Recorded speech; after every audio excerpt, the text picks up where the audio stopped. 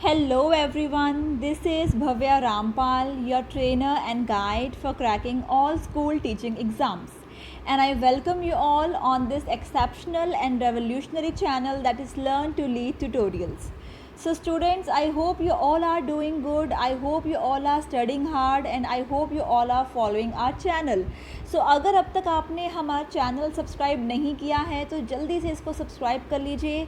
और अगर आप पहली बार हमारी कोई वीडियो देख रहे हैं या आप पहली बार हमारे चैनल से रूबरू हुए हैं तो भी आप जल्दी से सब्सक्राइब बटन को प्रेस करें, सब्सक्राइब करें हमारे चैनल को और हमारे चैनल को जो है ज़्यादा से ज़्यादा एस्पिरेंट्स तक पहुंचाइए सो दैट कि जो सोशल रिस्पॉन्सिबिलिटी हमने समझी है अपनी, जो जिस मिशन को लेके हमने ये चैनल स्टार्ट किया है वो मिशन जो है हम अचीव कर सकें।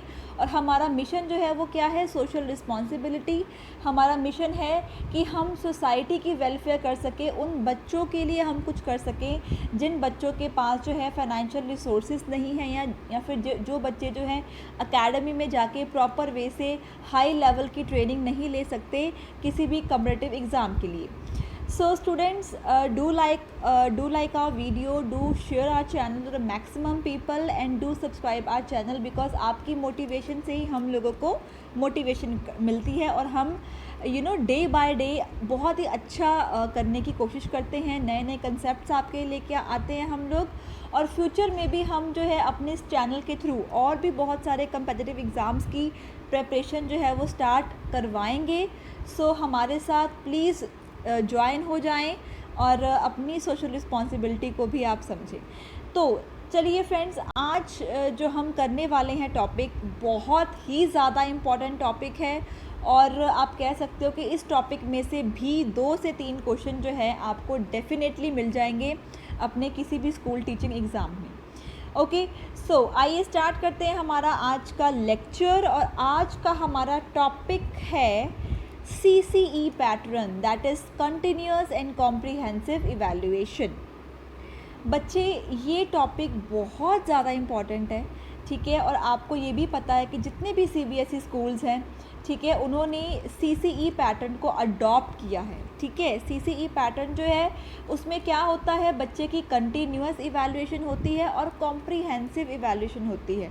कंटिन्यूअस का मतलब कि थ्रू आउट द ईयर जो है बच्चे की इवैल्यूएशन होती है। और आप कह सकते हो कॉम्प्रिहेंसिव का मतलब क्या होता है कि उसकी एकेडमिक जो स्किल्स वो भी हम चेक करते हैं और उसकी जो नॉन एकेडमिक स्किल्स हैं वो भी हम चेक करते हैं। सो ये एक कंप्लीट पैकेज है आपके इवैल्यूएशन प्रोसेस का जो कि ऑलमोस्ट सभी CBSE स्कूल जो हैं वो फॉलो करते हैं।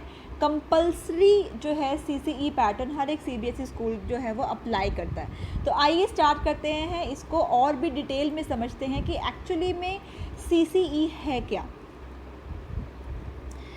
ओके, सबसे पहले आपको ये चीज़ पता होना चाहिए कि जो CCE पैटर्न है वो किसने मैंडेटरी किया था। CBSE के अकॉर्डिंग किसने मैंडेटरी किया था कि जब जो भी CBSE स्कूल हैं वो अपने पैटर्न के अंदर अपने इवैल्यूएशन प्रोसेस में CCE को जो है बढ़ावा दें या CCE को लागू करें। ओके, ये मैंडेटरी किया था NPE, that is national policy on education 1986। इसके अकॉर्डिंग जो CCE पैटर्न था, कंटिन्यूअस एंड कॉम्प्रिहेंसिव इवैल्यूएशन जो है वो हर एक स्कूल का एक इम्पॉर्टेंट स्टेप बन चुका था। उन्होंने कहा था कि जितने भी CBSE स्कूल्स हैं वो जो है अपने इवैल्यूएशन प्रोसेस में CCE पैटर्न को फॉलो करें क्योंकि ये एक बहुत ही बड़ा रिफॉर्म था एजुकेशनल इंडस्ट्री में और ये जो है एक आप कह सकते हो कि क्वालिटेटिव इम्प्रूवमेंट है किसी भी एजुकेशन सिस्टम के अंदर। क्योंकि ये क्वालिटेटिव इम्प्रूवमेंट क्यों है? क्योंकि इसके अंदर हम जो है स्कोलिस्टिक एंड नॉन स्कोलिस्टिक मतलब एकेडमिक बच्चे की एकेडमिक परफॉर्मेंस भी चेक करते हैं और उसकी जो है नॉन एकेडमिक जो उसके को करिकुलर एक्टिविटीज़ हैं उनको भी हम उसमें जज करते हैं। और कंटिन्यूस जो है साल में आप कह सकते हो कि टेस्ट वगैरह एग्ज़ामिनेशन जो है वो कंटिन्यूअल बेसिस पे चलते रहते हैं। Okay, so what is CCE? CCE actually है क्या? आपको पहले ही पता है कि इसकी जो एब्रीवेशन है क्या है, कंटिन्यूअस एंड कॉम्प्रिहेंसिव इवैल्यूएशन। अब ये एक सिस्टम है, it is a system of school based assessment that covers all the aspects of students development. अब CCE एक ऐसा आप कह सकते हो इवैल्यूएशन पैटर्न है, एक ऐसा असेसमेंट पैटर्न है जिससे क्या होता है, जिससे जो है बच्चे की ओवरऑल डेवलपमेंट को जो है हम असेस करते हैं। ठीक है, ओवरऑल डेवलपमेंट में बच्चे आपके एकेडमिक डेवलपमेंट भी जज होती है और आपकी नॉन एकेडमिक जो स्किल्स हैं वो भी जज होती है। मतलब ओवरऑल जो भी आपकी ओवरऑल पर्सनालिटी है, ओवरऑल जो बच्चे का बिहेवियर है, ठीक है, उसका आप कह सकते हो उसका मेंटल लेवल, उसका बिहेवियर, ठीक है, हर एक चीज़ को हम यहाँ पे असेस करते हैं। ठीक है, okay. It was design to reduce the student stress related to board exams. Of course अब पहले क्या होता था कि साल में आप कह सकते हो कि जो एग्ज़ाम्स होते थे वो at the end of the year ही होते थे। ठीक है, मतलब पूरा साल बच्चे जो भी पूरा साल बच्चे ने पढ़ा है वो पूरा साल का बर्डन बच्चे के ऊपर एक ही टाइम पे एग्ज़ामिनेशन जो है वो डाल देता था। लेकिन जब से CCE पैटर्न आया है तब से बच्चों का जो स्ट्रेस लेवल है, जो एग्ज़ाम का जो स्ट्रेस लेवल है वो बहुत ही कम हो गया है, क्योंकि CCE में हमारा एक्सटर्नल मार्किंग भी होती है प्लस इंटरनल मार्किंग भी होती है। ठीक है, एंड यहाँ पे जो है कंटिन्यूअस और कॉम्प्रिहेंसिव असेसमेंट होती है। इसलिए बच्चे का जो स्ट्रेस लेवल है एग्ज़ामिनेशन जो एक बच्चे का होता है ना कि मतलब जो भी स्ट्रेस होता है, जो भी डर होता है बच्चे के मन में एग्ज़ामिनेशन के रिगार्डिंग, वो जो है इसमें बच्चे का नहीं होता, स्ट्रेस लेवल कम हो जाता है। ठीक है, ओके। अब हम बात करते हैं कि कंटिन्यूस का क्या मतलब है CCE पैटर्न के अंदर। कंटिन्यूस का मतलब ये है, it refers to the continuity, ठीक है, and regularity of assessment during the whole session. पूरे के पूरे सेशन में, पूरे के पूरे ईयर में आपके कंटिन्यूटी में जो है, रेगुलरिटी में जो है आपकी असेसमेंट होती रहती है। डिफरेंट पैटर्न्स को आजमा के, डिफरेंट टेस्ट को आजमा के आपकी जो है कंटिन्यूटी में, ठीक है, at a particular interval continuity में आपकी जो है वो असेसमेंट होती रहती है। टीचर जो है आपको असेस करते रहते हैं। ठीक है, the frequency of class test, unit test and terminal test can make the evaluation regular. अब रेगुलर कैसे होती है आपकी असेसमेंट, कंटिन्यूस कैसे होती है, बिकॉज बहुत सारे क्लास टेस्ट होते हैं, इसमें यूनिट टेस्ट होते हैं, ठीक है, और टर्म टेस्ट भी होते हैं। ठीक है, जिससे कि बच्चा जो है वो पूरा साल जो है पढ़ाई के साथ एंगेज रहता है। ठीक है, और अगर वो पढ़ाई के साथ एंगेज रहेगा, कंटिन्यूली उसकी असेसमेंट होती रहेगी, तो उसका जो डेवलपमेंटल लेवल है वो ऑफ कोर्स इंक्रीज करेगा। देन द टेस्ट में be followed by a diagnosis of the hard spots of learners and remedial intervention to correct them. अब कंटिन्यूअल इवैल्यूएशन का यहाँ पे हमारा पर्पस क्या है? ठीक है, अगर बच्चे को कुछ भी चीज़ मतलब समझ में नहीं आ रही है, या अगर उसका जो डेवलपमेंटल लेवल जो है वो अच्छे से नहीं हो पा रहा है, ठीक है, तो हम क्या करते हैं, बच्चे के जो वीक पॉइंट्स हैं वो कंटिन्यूस इवैल्यूएशन से उनको डायग्नोस करते हैं, उनको ढूंढते हैं। ठीक है, और जब हमें बच्चे के वीक पॉइंट्स मिल जाते हैं तो हम जो है उन वीक पॉइंट्स को स्ट्रेंथ में बदलने के लिए अपनी प्लानिंग करते हैं। ठीक है, उनको करेक्ट करने की कोशिश करते हैं। दैट्स वाई हम इसको कंटिन्यूअल जो है रेगुलरली हम आप कह सकते हैं इवैल्यूएशन करते हैं, असेस करते हैं, to diagnose the weak points और to give the remedy to the students. Okay, next point देखिए, retesting and getting feedback may help the teachers and for their self evaluation. बिल्कुल, अब कंटिन्यूस इवैल्यूएशन होती है एक बच्चे की, तो इसके साथ साथ सिर्फ बच्चे की इवैल्यूएशन नहीं होती, टीचर की खुद की इवैल्यूएशन भी होती है कि टीचर ने जितना भी पढ़ाया है बच्चे को, क्या वो बच्चे उसको फॉलो कर रहे हैं। ठीक है, क्या जो टीचिंग मेथड टीचर लगा रही है, क्या वो सही टीचिंग मेथड है, क्या उस टीचिंग मेथड से बच्चे जो है वो सीख रहे हैं। ठीक है, सो ये एक कंटिन्यूस इवैल्यूएशन सिर्फ बच्चों की नहीं है, ये टीचर्स की भी इवैल्यूएशन है, और वो जो है टीचर्स अपने आप को रीटेस्ट कर सकते हैं, अपने टीचिंग मैथडोलॉजी को रिफ़्रेश कर सकते हैं। ठीक है, अपनी सेल्फ इवैल्यूएशन भी कर सकते हैं। ठीक है, अब बात करते हैं कॉम्प्रिहेंसिव की, कि कॉम्प्रिहेंसिवनेस क्या होती है। कॉम्प्रिहेंसिव का मतलब होता है टोटल पार्ट को इंक्लूड करना। ठीक है, कॉम्प्रिहेंसिव का मतलब क्या होता है, टोटलिटी में सब कुछ इंक्लूड करना। अब यहाँ पे क्या है, जो असेसमेंट है उसका क्या मतलब है? It refers to the areas of assessment which includes both scholastic and co-scholastic aspect of pupils growth, helping the all round development of the children. मैंने आपको पहले ही बताया कि कॉम्प्रीहेंसिव का मतलब क्या होता है? हर एक एस्पेक्ट को इंक्लूड करना। सो कॉम्प्रीहेंसिव इवैल्यूएशन का मतलब यहाँ पे क्या हो गया कि बच्चे की स्कोलिस्टिक मतलब उसका जो अकेडमिक्स है उसको तो हमने इवैल्यूएट करना ही करना है, लेकिन नॉन स्कोलिस्टिक को स्कोलिस्टिक मतलब कि उसके जो एक्स्ट्रा करिकुलर एक्टिविटीज़ हैं, उसका जो बिहेवियर है, ठीक है, मतलब अकेडमी वाइज भी हमने उसको इवैल्यूएट करना है और उसका को करिकुलर एक्टिविटीज़ के अकॉर्डिंग भी हमने उसको इवैल्यूएट करना है, ठीक है। मतलब ये क्या करता है, हमारी बच्चे की ऑल राउंड डेवलपमेंट के ऊपर ध्यान देता है, ठीक है। स्कोलिस्टिक एस्पेक्ट इंक्लूड करिकुलर एरिया और सब्जेक्ट स्पेसिफिक एरियाज एंड को स्कोलिस्टिक एस्पेक्ट्स इंक्लूड लाइफ स्किल्स, को करिकुलर एक्टिविटीज़, एटीट्यूड्स, वैल्यूज़, ठीक है।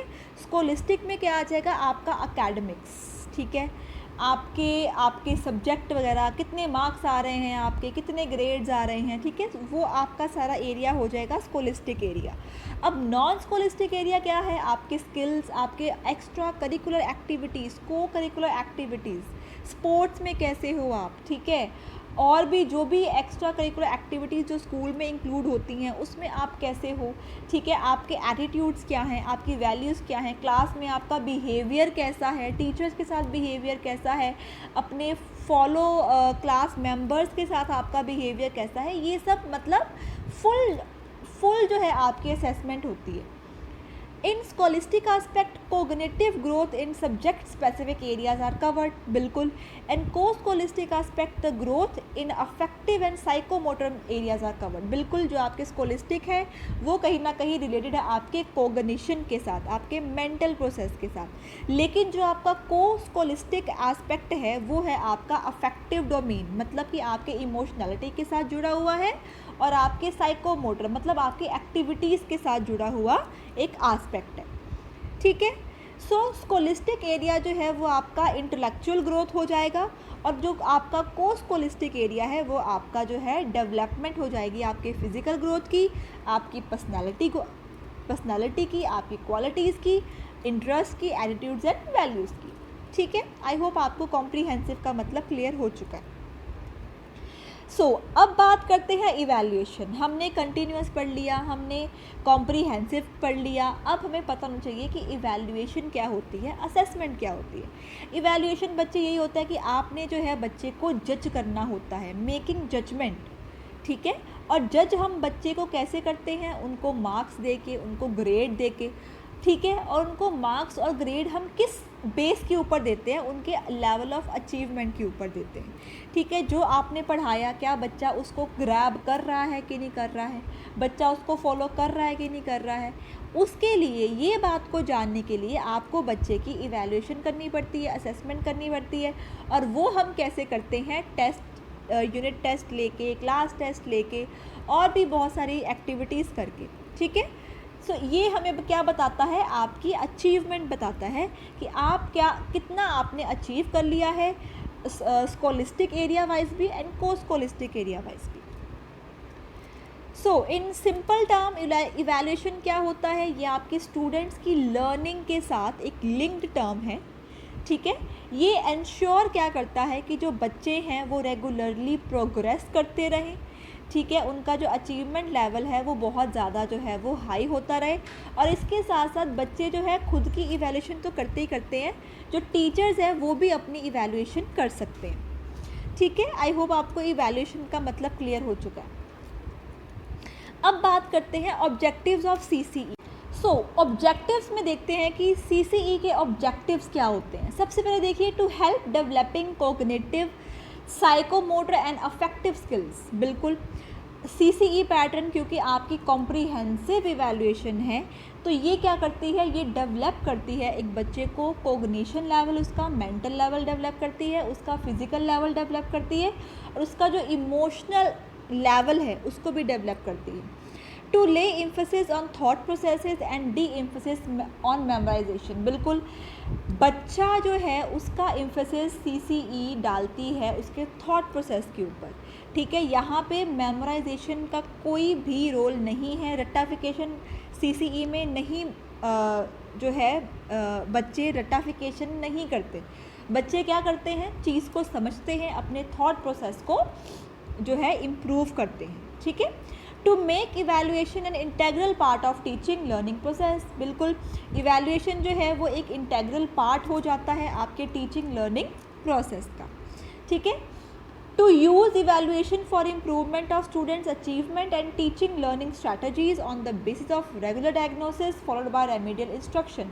बिल्कुल सीसीई का मेन ऑब्जेक्टिव क्या है कि बच्चे के अचीवमेंट लेवल को इम्प्रूव करना, ठीक है।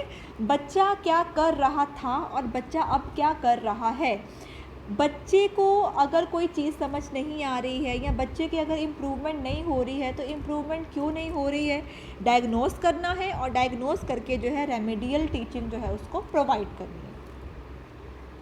Next, to use evaluation as a quality control device to maintain desired standards. बिल्कुल इवैल्यूएशन जो है इसका ऑब्जेक्टिव क्या है सीसीई का, कि इवैल्यूएशन को वो यूज़ करें एज अ क्वालिटी कंट्रोल, बच्चे की जो क्वालिटी है उसको इम्प्रूव करना, ठीक है, और जो आपकी जो स्टैंडर्ड्स हैं उसके साथ बच्चे की परफॉर्मेंस को मैच करना। To make the process of teaching and learning a learner centred activity. बिल्कुल यहाँ पे सीसीई का ऑब्जेक्टिव क्या होता है कि बच्चे के ऊपर ध्यान देना है।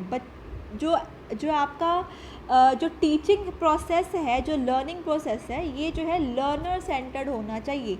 मतलब बच्चे के अकॉर्डिंग टीचर जो है वो पढ़ाएगी, ठीक है। इससे क्या होगा, बच्चे का जो लेवल है वो डेवलप हो जाएगा, फिज़िकल लेवल भी, मेंटल लेवल की भी, और जो उसका अफेक्टिव डोमेन है, जो उसका इमोशनैलिटी है वो भी डेवलप हो जाएगी। Okay, next is aim of CCE. CCE का मेन आप कह सकते हो कि पर्पस क्या है, एम क्या है सीसीई का।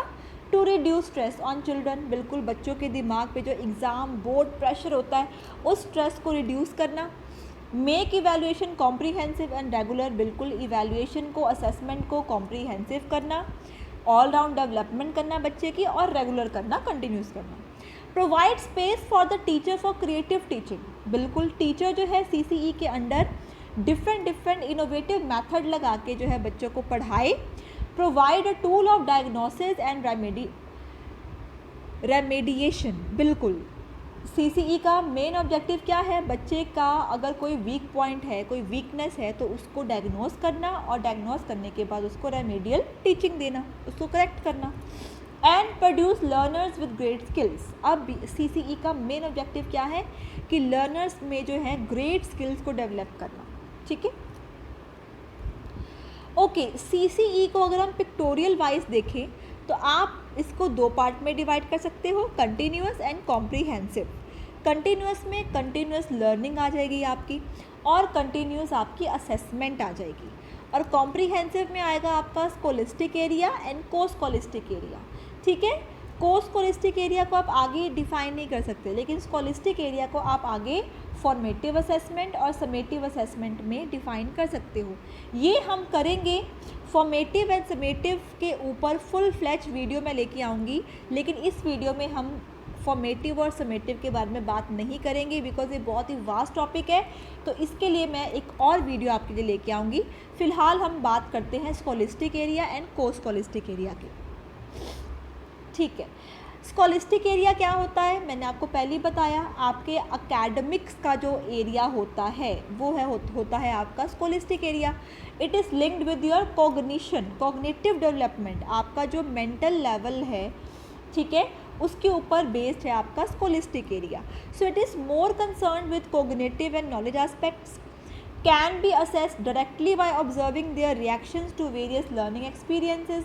बिल्कुल आपका जो स्कोलिस्टिक एरिया है वो उसको हम कैसे असेस कर सकते हैं, उसको हम कैसे इवेल्युएट कर सकते हैं, ऑब्जर्व करके कर सकते हैं, ठीक है, कि लर्निंग एक्सपीरियंस में जो लर्नर का जो बिहेवियर है वो उसका बिहेवियर कैसा है, ठीक है, मतलब कि उसका जो IQ लेवल है वो कैसा है, आपकी बात को क्या वो बहुत अच्छे ढंग से ग्रैब कर रहा है कि नहीं कर रहा है, ये हम इसमें असेस करते हैं। द इंटेलिजेंस और mental ability test come under its category, ठीक है। इसके अंदर हम क्या करते हैं, जो टेस्ट होते हैं, आपका जो सब्जेक्ट नॉलेज है, ठीक है, आपके मार्क्स, आपके ग्रेड, सब्जेक्ट नॉलेज, आपके जो भी मेंटल इंटेलिजेंस जो एबिलिटी है आपकी, वो आती है आपके स्कोलिस्टिक एरिया के अंदर, ठीक है।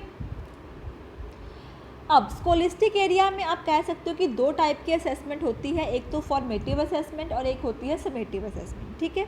फॉर्मेटिव असेसमेंट बहुत ही फ्लेक्सिबल होती है और समेटिव जो है वो आप कह सकते हो कि एक टाइप से रिजिड होती है, ठीक है। फॉर्मेटिव असेसमेंट हम कैसे कर सकते हैं, बच्चों से क्वेश्चंस पूछ करके, ऑब्जर्व करके, इंटरव्यू लेके, चेक लिस्ट करके, रेटिंग स्केल देकर, ठीक है, या फिर एग्जामिनेशन देके, असाइनमेंट्स देके, प्रोजेक्ट्स देके, क्विज देके, डिबेट्स देके, ये सब करके हम जो है बच्चे की फॉर्मेटिव असेसमेंट कर लेते हैं। लेकिन जो आपकी समेटिव असेसमेंट है वो होते हैं आपके फुल फ्लेज क्वेश्चन पेपर, आपके फुल फ्लेज एग्जामिनेशन, ठीक है। इसमें आपके ऑब्जेक्टिव टाइप आंसर्स आएंगे, शॉर्ट आंसर आएंगे एंड लॉन्ग आंसर्स आएंगे, ठीक है। So it is scholastic area is all about your academic skills, ठीक है। आपकी सब्जेक्ट नॉलेज, आपका जो अकेडमिक्स की परफॉर्मेंस है वो कैसी है, वो सब आ जाएगी आपके स्कोलिस्टिक एरिया में, ठीक है। आगे बात करते हैं को स्कोलिस्टिक एरिया में। को स्कोलिस्टिक एरिया का मतलब क्या होता है कि अकेडमिक्स नहीं इसमें इंक्लूड हो रहा, इसमें हम इंक्लूड कर रहे हैं बच्चे की को करिकुलर एक्टिविटीज़, उसका बिहेवियर, उसके वैल्यूज़, उसके एथिक्स, ठीक है। उसका जो साइको मोटर डोमेन है, उसका अफेक्टिव डोमेन है, वो आता है आपके को स्कोलिस्टिक असेसमेंट में। So desired behaviour linked to learners life skills, attitudes, interest, values, co-curricular activities, physical health are described as skills to be acquired in the co-scholastic domain. वही बात बता रहा है, इसमें क्या आएगा, बच्चे की लाइफ स्किल्स, बच्चे का एटीट्यूड, बच्चे का इंटरेस्ट, उसके वैल्यूज़, को करिकुलर एक्टिविटीज़, उसकी फ़िज़िकल हेल्थ, ठीक है। मतलब इसमें आपका अकेडमिक्स का कुछ नहीं है, सब्जेक्ट नॉलेज कुछ भी नहीं है। सो ये आपका जो है एक्स्ट्रा एक्टिविटीज़ जो बच्चा करता है उसके बेस पे ये उसकी इवैल्यूएशन है, ठीक है। अब कैसे कर सकते हैं, इसका पर्टिकुलर एरिया क्या है, को स्कोलिस्टिक एरिया क्या होते हैं, आपके सोशियो पर्सनल क्वालिटीज़, ठीक है। आपका क्या बिहेवियर है टीचर्स के साथ, आपका क्या बिहेवियर है अपने फेलो क्लासमेट्स के साथ, ठीक है। आपके इंटरेस्ट कौन कौन से हैं, आपकी फ़िज़िकल ग्रोथ कैसी है, हाइट, वेट, ये सब कुछ, आपके को करिकुलर एक्टिविटीज़, सिर्फ़ और सिर्फ पढ़ाई में ही नहीं, पढ़ाई से अलग भी जो एक्टिविटीज़ होती हैं उसमें आप बच्चा कैसा है, उसका वर्क एक्सपीरियंस कैसा है, कैसे कर सकते हैं, टेक्निक्स कौन कौन सी हैं, ऑब्जर्व करके, इंटरव्यू लेके, मेडिकल चेकअप करके, पार्टिसिपेशन, क्लास में पार्टिसिपेशन अगर बच्चे की है इट मीन्स कि वो को स्कोलिस्टिक एरिया में अच्छा है। टूल्स वही आप कह सकते हो कि रेटिंग स्केल देके, ठीक है, ऑब्जर्वेशन करके, ये जो है आप मंथली क्लास टेस्ट भी ले सकते हो, टर्म टेस्ट भी ले सकते हो, एनुअल टेस्ट भी आप ले सकते हो, ठीक है। सो आई होप आपको को स्कोलिस्टिक एरिया क्लियर है। नेक्स्ट टॉपिक है हमारा बेनिफिट्स ऑफ CCE। अब हमने ऑब्जेक्टिव्स पढ़ लिए, हमने इसके एम्स पढ़ लिए, हमें पता लग गया कि कॉम्प्रीहेंसिव क्या होता है, कंटिन्यूस क्या होता है, लेकिन अब मेन टॉपिक क्या है आपका कि बेनिफिट्स क्या हैं। जब से CCE पैटर्न हमने CBSE स्कूल्स में अडॉप्ट किया है तब से क्या इसके आप कह सकते हो बेनिफिट्स हो रहे हैं, क्या एडवांटेजेस हो रहे हैं, जो ये पैटर्न जो है और भी बहुत ज़्यादा डेवलप हो रहा है। फर्स्ट देखिए, elimination of chance and subjectivity, बिल्कुल तुक्काफिकेशन, ठीक है, चांस मारना या सब्जेक्टिविटी इस CCE में उसका कोई भी रोल नहीं होता, ठीक है। चांस, सब्जेक्टिविटी बिल्कुल भी आपके CCE में इंक्लूड नहीं होती। डी एम्फसाइज ऑफ मेमोराइजेशन, रट्टाफिकेशन, मेमोराइज करना, चीज़ों को लर्न करना, ये सब CCE में नहीं होता। CCE में क्या होता है, कंसेप्ट क्लियरेंस होती है, ठीक है। Encouragement of comprehensive valuation covering scholastic and scholastic aspect, ठीक है। बेनिफिट्स यही है कि बच्चे की ओवरऑल डेवलपमेंट के ऊपर हम ध्यान देते हैं, ठीक है, उसकी इवैल्यूएशन करते हैं, स्कोलिस्टिक भी करते हैं और को स्कोलिस्टिक भी करते हैं। Continuous evaluation spread over the total span of the instructional time, जब तक बच्चा जो है आपके स्कूल में है तब तक जो है टोटल स्पैन जो है उसका इंस्ट्रक्शनल रहता है, ठीक है, he is already under the observation of the teachers. ठीक है, functional and meaningful declaration of results for effective use by all. बिल्कुल जो भी रिजल्ट होते हैं बच्चे के वो बिल्कुल आप कह सकते हो कि अप टू डेट होते हैं, मीनिंगफुल होते हैं, ठीक है, और इफ़ेक्टिव होते हैं। क्योंकि रिज़ल्ट से टीचर क्या करता है, रिज़ल्ट अगर किसी बच्चे का अच्छा नहीं है तो टीचर जो है उसके वीक पॉइंट को डायग्नोस करेगा, और डायग्नोस करेगा तो उसको करेक्ट करने की कोशिश करेगा, उसके लिए रेमेडी लेके आएगा, ठीक है, उसके लिए रेमेडियल टीचिंग करेगा। Wider use of test results for improvement through diagnosis and remedial enrichment programme. बिल्कुल इसका जो स्कोप है काफ़ी वाइडर है। क्यों? क्योंकि ये डायग्नोसिस करता है और रेमेडियल टीचिंग करता है, बच्चे की ओवरऑल डेवलपमेंट करता है, बच्चे की कोई भी प्रॉब्लम है तो उसको सॉल्व करता है। Improvement in the mechanics of conducting examination. Examination का जो वे ऑफ कंडक्शन है वो भी इसका इम्प्रूव्ड है, ठीक है, बच्चे के ऊपर एकदम से स्ट्रेस नहीं पड़ता, बच्चा जो है वो आराम से अपना पढ़ाई करता है, उसकी इवैल्यूएशन भी जो है बहुत ही आराम से हो जाती है। Introduction of desired changes in instructional material and methodology. सबसे बड़ा बेनिफिट जो है सीसीई का क्या है कि सीसीई पैटर्न जो है वो फ्लेक्सिबल है, रिजिड नहीं है, ठीक है। सो अगर कोई आपका पैटर्न फ्लेक्सिबल होगा तो ऑफ कोर्स उसका आपके ऊपर अच्छा इम्पैक्ट पड़ेगा, लेकिन अगर कोई पैटर्न रिजिड होगा, ठीक है, तो वो जो है आप उसकी आपका जो उसके ऊपर जो है आपका जो है अच्छा इम्पैक्ट नहीं पड़ेगा, ठीक है। सो इसका मतलब क्या हो गया, सीसीई फ्लेक्सिबल है, इसलिए बच्चे जो है उसको ईजिली ग्रैब कर लेते हैं, ईजिली समझ लेते हैं। Use of grade in place of marks in determining the level of pupils performance and proficiency. बिल्कुल सीसीई के अंडर हम कभी भी बच्चे को मार्क्स नहीं देते, हम बच्चे को क्या देते हैं, ग्रेड देते हैं, ठीक है। आप कह सकते हो जो बच्चा बहुत ही अच्छा है उसको A+ मिल जाता है, फिर उससे नीचे A है, फिर B+B, फिर C+C, ऐसे बच्चे को ग्रेड्स मिलते हैं। इससे क्या होता है कि अब देखो मार्क्स और ग्रेड सिस्टम में बहुत फ़र्क होता है, ठीक है। अब ग्रेड मिलता है इसका मतलब कि बच्चे को लगता है कि अगर मेरा A ग्रेड है तो मतलब कि मैं बहुत अच्छा हूँ, अगर मेरा B ग्रेड है तो भी मैं अच्छा हूँ। मतलब यहाँ पे बच्चे की जो परफॉर्मेंस है ग्रेड वाइज वो इम्प्रूव होती है, और उसकी जो प्रोफिशिएंसी है, एफिशिएंसी है, वो भी बच्चे की इम्प्रूव होती है। सो thank you so much students, I hope आपको मेरी आज का टॉपिक अच्छा लगा होगा, आपको सब कुछ समझ में आया होगा। अगर आपके माइंड में कोई भी क्वेरी है, कोई भी क्वेश्चन है, कोई भी डाउट है, तो आप कमेंट बॉक्स में कमेंट ज़रूर करिएगा और मैं रिप्लाई ज़रूर करूँगी आपके हर एक क्वेश्चन की। So once again I want to say that कि अगर आपने हमारे चैनल को सब्सक्राइब नहीं किया है तो सब्सक्राइब करें और ज़्यादा से ज़्यादा लोगों तक इसको पहुँचाएँ, सो दैट कि आपका भी भला हो और जिनका आप भला करना चाहते हो उनका भी भला हो। So thank you so much students, this is Bhavya Rampal saying good bye.